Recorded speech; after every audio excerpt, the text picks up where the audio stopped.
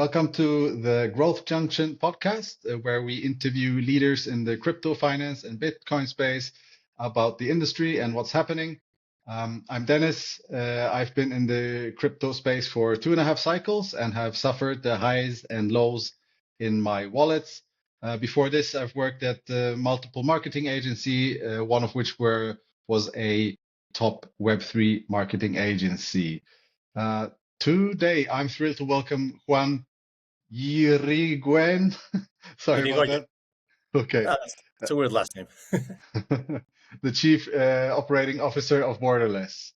Juan's an operations and strategy expert with an MBA from the University of Chicago Booth School of Business and experience at innovative companies like Fortress.io. Borderless is building a global payments network that connects stablecoins to local banking rails across more than 50 countries, serving financial institutions, fintechs, and corporates. Juan's here to share his insights on this groundbreaking venture.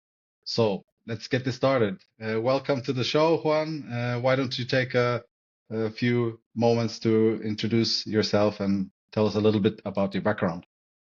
Yep.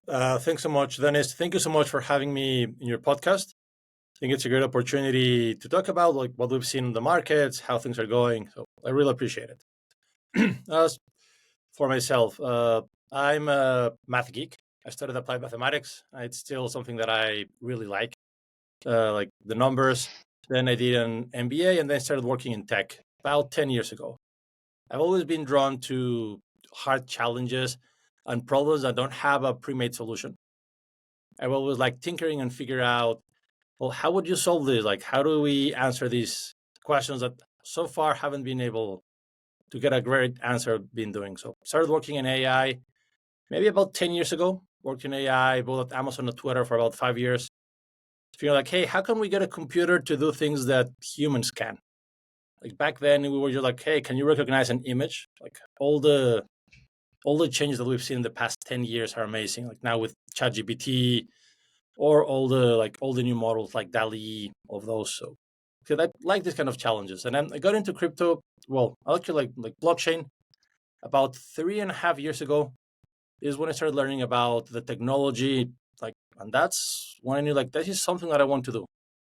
I believe that this is a very powerful technology. I would say as powerful as the internet, and we're just scratching the surface. I like to think that we're just past the .com bubble for the internet. Just like 20 years ago, if you had the right domain, you were going to be a billionaire because having the right domain is the right thing. We just if you buy this meme coin, you're going to be a millionaire. You just need to buy it early and use it. It's going to moon. You're going to be we're just past that. And now we're getting into the real application of the technology. Just like Facebook, Google, or AWS weren't really even thought of back in 1999 with the .com. They were only starting to scratch the surface of what the new technologies and new things can do. So I'm really glad to be in this space and really happy to work in. Awesome. Thank you for that. So let's get to the main questions. First of all, so Borderless is all about connecting stablecoins and local banking rails. Was there a moment where you realized that this is the future of payments, and what drew you to the mission? Yep. I've been in the payments and payment adjacent space also for about 3 years. And I've dealt firsthand with all of the friction that comes with banks. Many of the banks that you see, they have a very nice technology front. And then in the back end, it's still people doing things by hand. So it's very different when you're like, oh yeah, I go to the bank maybe once or twice every 6 months. Things work to dealing with banks every single day where, oh wait, today we had a delay. There was this manual error. You start to see them once you see them in the aggregate. To that point, also looking in blockchain, you're like, well, we don't really need to do this by hand.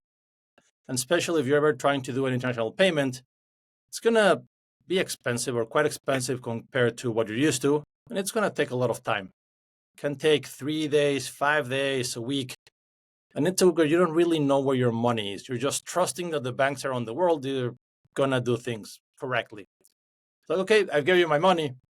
Well, let's hope that it lands in Australia in 5-ish days, and like that this number that I have works. If you turn to crypto, like, well, blockchain, stable coins, you're like, hey, I'm sending it from this wallet address that I know of to that wallet address that you know. It's going to take us seconds. And I can confirm that the tokens have landed. And well, now I just need to wait for a bank to do their manual transfer, which many places in the world is almost instant. And it's when you see this application, you're like, if I had to choose between expensive and a week or cheap and 5 minutes, I know which one I'm choosing. And that's when it dawned on, like, this is what's gonna change the moment. And then it goes like, well, yeah, this feels more natural. I can email or text people around the world and it takes seconds. I can call someone in Japan, in Australia, in Europe, in South America with my phone in seconds. The money hasn't really caught up, but I think now we're starting to see it get there. So that's the moment when it dawned on me, like, yeah, this is money is gonna get where information is, where technology is, and it's gonna happen sooner rather than later. Yeah, definitely. I can only agree. Recently, I received a payment from a client, and through PayPal, I suggest blockchain, make a blockchain transfer, but they don't know how, they don't know this and that, and they didn't even want to try. So it came down to PayPal and almost a 6.5% fee on that. Yeah. And I needed to open an account, and they held the money hostage for almost 2 weeks because they needed more information and this and that. So yeah, it's Yeah, time. no. Also, it's a new technology. If I told you, like, please connect to a bank computer and send a Swift wire, you'd be like, can I just like ask the bank to do it? I think that right now we're still in the early stages of technology where we're asking people, can you interact directly with all the low-level technology? What? Oh, you just need to open up a wallet, get a cryptographic key, then you need to figure out how to send a message through a node, have it sent into the, like, can I just like use my bank? Can I use something that I know? So I think that over the next 2 or 3 years, we're going to see this new UI layer, this new usage layer that's going to make using the blockchain simple. Blockchain is going to win the moment that you stop hearing about it and it becomes just part of your infrastructure. Oh, yeah, my money got there. How? I don't know. The app works. You're like, oh, I'm Yeah, watching TV on Netflix. You're like, Netflix, yeah, that has to be an AWS product, or are they like a Google Cloud? I'm really interested in knowing where the cloud provider for this service. No one cares. And the moment that blockchain goes to that place, we're like, oh yeah, it's got blockchain somewhere, but it works. I think that's when you're going to see like we've already won. yeah, definitely.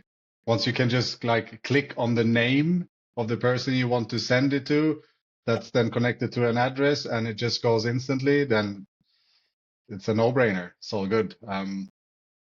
Right. So you went to a business school. What's one thing that you've learned there that it's still helping you in the role at Borderless now? Yeah, I would say communication. All the emphasis on the right communication has been helping me. It's been working like in big companies when you need to write memos and large communications, all the way down to smaller team. Like, hey, it's only 3 of us in the team. Let's make sure that we have the right communication. We're not making assumptions about what we mean. And also with our customers and our vendors, like, did I understand you, or do I believe I understand you? Am I making assumptions about what you told me? So I would say ensuring that communication is clear, that both parties understood the same message, that both agree on what's the meaning and what was said has been very important. It has helped me a lot. It's something that I've learned through school, been learning my whole professional career, and I think it's one of the things that I'm going to keep on using till the day I die. Yeah. Sometimes it can feel a bit too much of explaining everything in detail, but like you say, it's very, very easy to misunderstand, especially in chats or on text messages and stuff like this. So it's definitely a And, good tool to have in the toolbox. yeah, and I can tell you, especially Borderless, we're helping people manage their money, send money across. People really care about that. If your bank loses your money, like, oh, we had a wrong email, you wouldn't like that bank. So we need to be especially careful to ensure that everyone is on sync, everyone understands, our customers, our vendors, our partners, the financial institutions, that everyone understands, agrees, and knows what's going on. Yeah. So it sounds pretty complex what you're doing at Borderless. 50 countries, 23 currencies, and 10 financial institutions. What's the toughest operational challenge in making that work, you think? I would say thinking operation-wise might be like getting all the data models to work with each other and getting all the compliance and identity information across. One thing to know is that we're dealing with financial institutions. So all the money laundering, compliance are topics that are very important. And it's been one of the largest friction points. Now that we're creating a network, every financial institution has its own compliance model, its own rules, its own program. At the same time, on the other side, we have customers that they want to connect to the financial institutions. I don't want to duplicate, triplicate, 10x the compliance work and make sure that everyone gets the right information. That's required by law, financial regulations. So how do we make sure that we have the clear communication from the financial institution all the way back down to the customer? And how do we make sure that we gather all the necessary data in the right format so that we can disseminate to the financial institutions with the transactions, follow the travel rule in the right way? So I would say that's been the largest operational challenge that we faced so far. Right. Thanks. So you are serving financial institution and corporates. What's a dream client or industry you'd love to bring into the ecosystem? I would say a dream customer might be the employers of record, which are companies that help other companies have employees in different geographies where they operate. Right now, given the global nature of work of information, you can collaborate or work with someone in Mexico, Brazil, Europe, and Asia on the same team. Many times for a company, it's hard to have the proper legal representation in each country, consider a company in each country, pay taxes. So how do you make sure that you pay them? I would say employees of record. It's a company that has grown like crazy. So serving them is an industry that we would like to get. And someone like a Deal or a Rippling would be a dream customer for us. Mm-hmm. Great. So how are you solving pain points for payment companies that traditional system can't even touch? Yeah, I would say one of the areas that we can address much better would be low value transactions in geographies that are not so financially mature. If you were thinking about, let's say, a wire transfer between a bank in New York and a bank in London, where you're sending $10 million, that's a solved issue. The banks already have a pretty fast turnaround. They have cheap prices. They have good spot exchange rates. So that's a solved problem. But if you say like, hey, what about the case where I want to send 100 USD to my family in Mexico? Mexico has a financial system that is less robust than the US. And then it has sometimes worse exchange rates. So say it's very different sending $1 million where I'm going to get great spot rates for the place. Hey, I'm just sending $100. So I think this is the kind of issue, the kind of problems that we can solve for payment companies. Hey, how do you send small amounts of money to people around the world in a fast and efficient way? With traditional banking right now, what they would have to do is have a fiscal presence in every country, have a large amount of capital deployed in banks in every jurisdiction that they're serving, and then rebalance their positions every day. So they manage to do the same day payments. So like, oh, we've gathered during this week, I don't know, $500,000 for 1,000 companies in Mexico.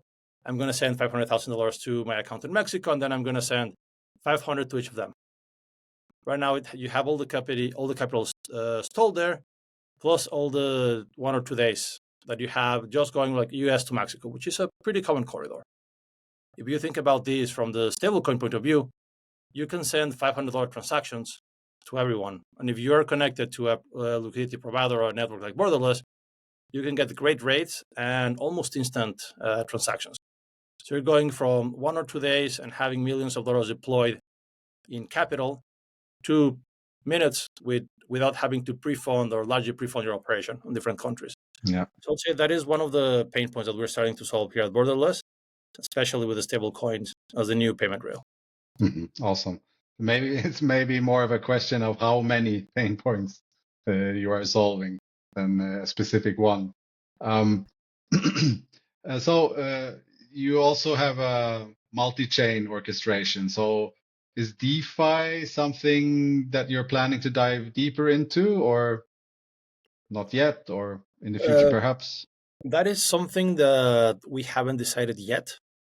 One of the things that we want to do is decrease the liquidity fragmentation in the stablecoin ecosystems. Right now, what we're seeing with all the creation of the new stablecoins is that you're getting more and more fragmented liquidity.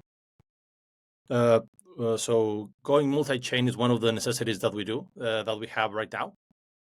But I don't know if that's going to still get tapered off in the coming years, where we'll find the one blockchain that rules them all, and we'll see the capital start to flow into that one blockchain, or it's going to remain fragmented, or it'll be like, well, maybe region specific. If you want to go to Latin America, it's blockchain A. If you want to go to Africa, blockchain B. If you want to go to Europe, blockchain C. So depending on the state of the market is how much we're going to go into DeFi to solve the issues. Yeah. So what's happening in the market right now that you are seeing, like trends and stuff? And are these trends making it easier for you to operate or harder? Well, we're seeing two different trends, one making things easier, one making things harder. The trend that we've seen making things easier would be on the regulation front. Most of the largest economies in the world are making a concerted effort to create regulation and guidance for everyone in the stablecoin market. We can see MiCA in Europe. We see the Genius Act in the US. And we've seen other movements like in the Middle East, trying to figure out what is defined, what is a stablecoin, what are the rules that they must follow, which ones should or shouldn't be accepted. So this has given a lot of guidance to the market and helped us move forward in how to do it. It also has brought legitimacy to stablecoins as a value transfer mechanism. And they're not just, one of those cryptos that you shouldn't trust. So that's a great step forward.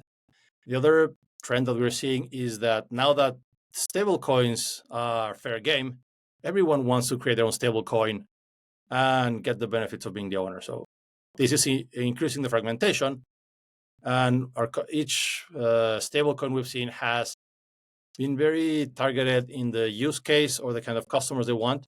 So if we want to serve everyone, we need to support all the major stablecoins. So the more they are, the more stablecoins that we need to support. Yeah, okay, I see.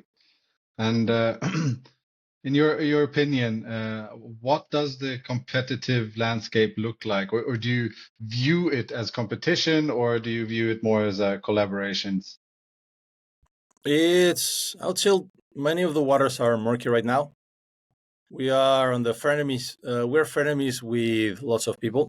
I would say everyone would like to be the liquidity provider for all the flows, and everyone would want to capture them. So for some companies that are trying to stand alone or create their flows, they see us part as competition because people can jump onto our network and access many providers, but they also see us as a liquidity channel or a volume channel. Or well, if we access Borderless, we get access to the volumes that are moving through the network. So this makes the landscape interesting. One advantage that we have is that we don't have our own financial institution. So we don't have mixed incentives. We're not trying to send flows to us first and then everyone else. Or we're also not obfuscating who's part of the network.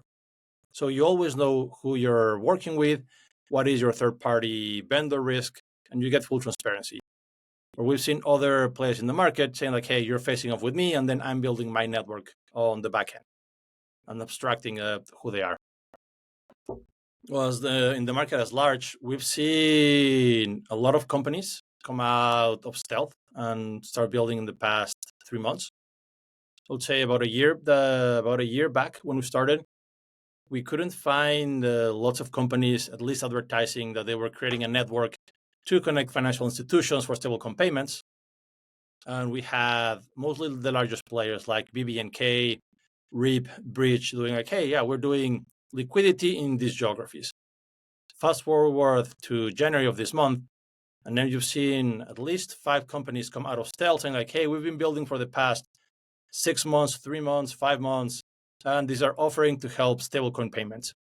So I think that the competitive market is going to heat up a lot over the next couple of years. And then it's going to be a winner take all or winner take most kind of market structure, where whoever builds the best network, the most resilient network, will be the one that captures most of the flow. Interesting. So you're trying to be the winner takes all, obviously. Yeah, we're here. We're going into the arena like gladiators, trying to beat them all. Awesome. So how are you personally spending your day, and what are the goals for Borderless in the next 6 to 12, 36 months, for example? Yeah, I would say personally, my role goes through operations and customer support. So I spend a large part of my day working with financial institutions, making sure that transactions flow smoothly, that anything that gets stuck happens, like request for information while doing identity checks. So like those are making sure that all the reconciliation with all the financial institutions is done properly and in good order. That would be like a part of my day. The other part of my day is in customer enablement.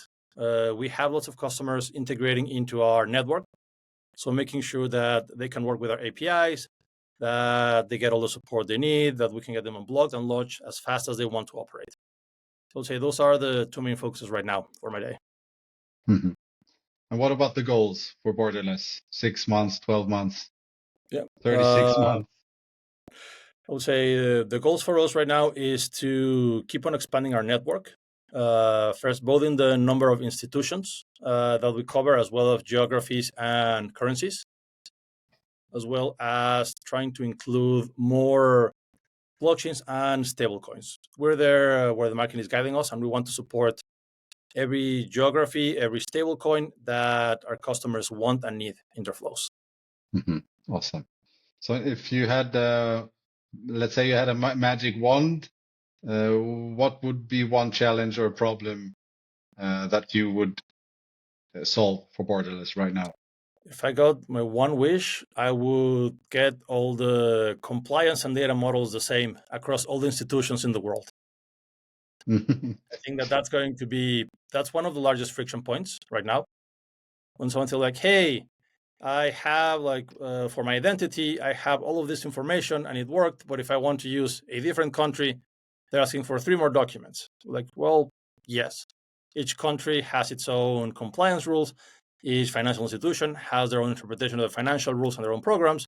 So we need to make sure that we comply with both. If I could have one system that all the financial institutions agree, this is the correct process, the correct information, the right way of storing it, the right way of accessing, we would remove a lot of friction in the market, and it would help us speed up adoption and transactions. Yeah, for sure. I can imagine. All right. Hey, thank you so much for coming on. It was a really insightful conversation. Thanks to the viewers. If you got value from this, please, you know the deal, like, share, subscribe. Please tell people where they can find you and Borderless. And if you have any last words, then please go ahead. Yeah, thanks so much. You can find all of our information in Borderless.xyz. That's where we have our network, the new financial institutions joining us, our geographical coverage, as well as all of our articles and press releases. We're here to support you. If you're a company that needs to send money to a different country, we're here to make your flows better and make it cheaper, faster, better. Thanks so much for having me on, Dennis. Thanks so much, everyone, for Awesome. watching. Awesome. Thank you so much for coming again. And yes, people, until next time, I'll see you in the next episode. And until then, keep curious and keep building. Bye for now. Bye bye.